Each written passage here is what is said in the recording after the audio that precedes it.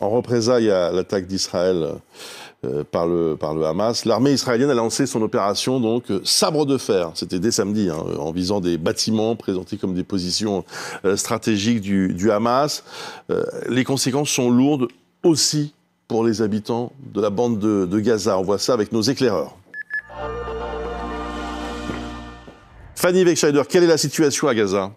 Eh bien, on va faire le point, puisqu'il y a eu des morts, des déplacements, des privations. Vous le disiez, du fait notamment donc de ce raid aérien de Tsahal, l'armée israélienne, mais également du fait du siège total imposé depuis lundi. Alors, on va faire le point notamment avec ces chiffres communiqués par l'ONU, les derniers chiffres provisoires évidemment. 850 morts au moins dans la bande de Gaza depuis samedi.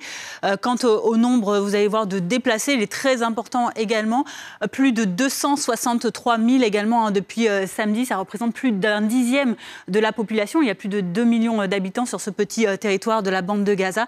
Voilà des déplacements qui sont dus donc notamment à ces grosses destructions sur le territoire.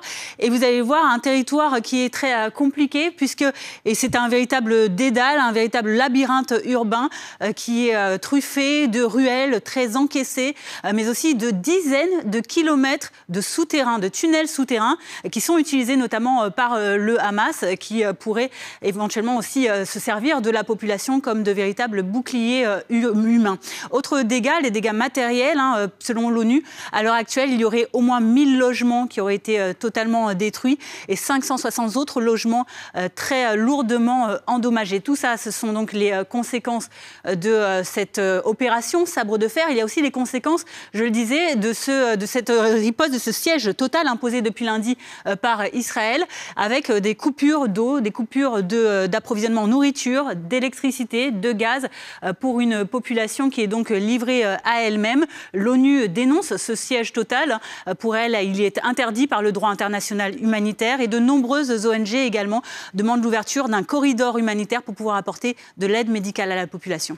Merci beaucoup Fanny Wegscheider pour toutes ces précisions.